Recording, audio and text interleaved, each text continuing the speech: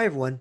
In section 2.3, we're going to divide polynomials, and we are setting ourselves up for studying rational functions in section 2.6. So we're going to start with long division, and then we'll talk about synthetic division in the second half. Now, long polynomial division has a similar flavor as old school long division with integers. So let's do a review. Divide 9 by 4 using long division. I am not kidding. It's a lot like factoring. If you don't know how to do the more advanced examples of factoring, go back old school and look at the more basic examples. Let's look at a basic case of long division with integers. 9, which is called the dividend, goes in here. 4, which is called the divisor, goes out here. Again, some terminology.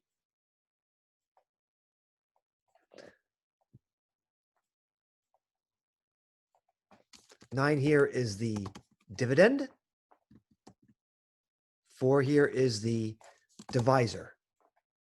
We're dividing 9 by 4. Okay, then we ask what? We ask, how many times does 4 go into 9? Or, more precisely, when you divide 9 by 4, what's the quotient?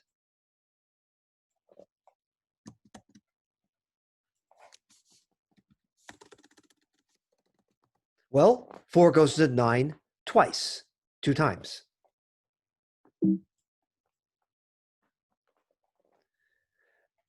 Choose the quotient. And then what do?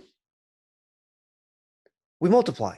4 times 2, the divisor times the quotient. 4 times 2 is 8. So we multiply. First we find the quotient, which was 2 here, and then we multiply. And then what do we do with this product? 8. We subtract it from the 9. 9 minus 8 is 1. And what do we call 1? 1 is called the remainder.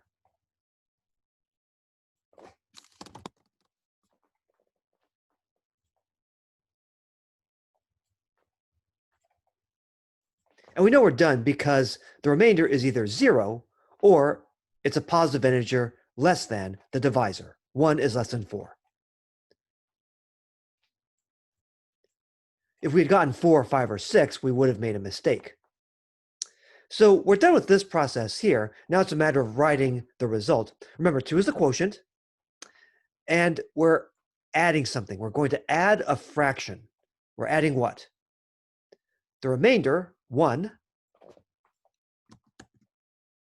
over the divisor, 4. So in other words, what we have so far, when we divide 9 by 4 using long division,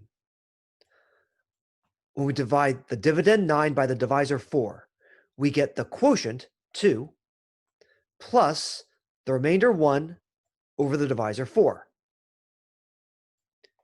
And we normally write this as a mixed number, 2 1/4. 9 divided by 4 gives us 2 1/4, or 2 1/4. Now bear in mind that when we do polynomial division, we're going to need to keep this plus sign.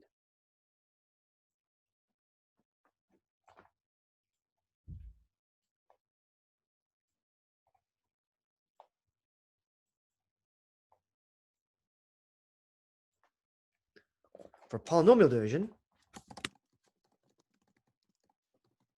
keep the plus sign. You're not allowed to put these two things right next to each other in polynomial division. So we're going to need this plus sign in polynomial division. But polynomial division is a very natural extension of what we just did up here. So to recap, when we divided 9 by 4, our ancient example of integers, when we divide 9 by 4, we got the quotient 2. Then we have the plus sign, the remainder 1,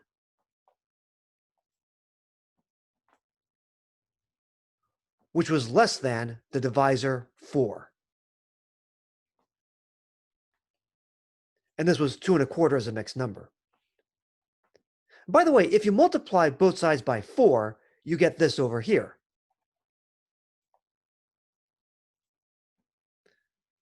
Nine equals 4 times 2 plus 1. It's kind of like an imperfect factoring. 8 is 4 times 2 with a 0 remainder. 9 is 4 times 2 plus 1. 1 is the remainder. This is referred to as the division algorithm. It may not seem like much of an algorithm, but it is called the division algorithm. And we'll see this as well. So when we go on to polynomial division, once again, we're going to divide a dividend by a divisor. We're going to get a quotient plus a remainder over the divisor. And we're hoping that the remainder will either be 0 or something nice that will make this whole thing a proper rational expression. We need this here, this fraction, to either 0 or a proper rational expression, meaning that it's what I call bottom heavy. The degree of the remainder has to be less than the degree of the divisor. So we need the remainder to either be 0 or we need it to be a proper rational expression that's bottom heavy, where the degree on the top is less than the degree on the bottom. That's kind of like in the old school long division, where 1 had to be less than 4. The remainder had to be less than the divisor.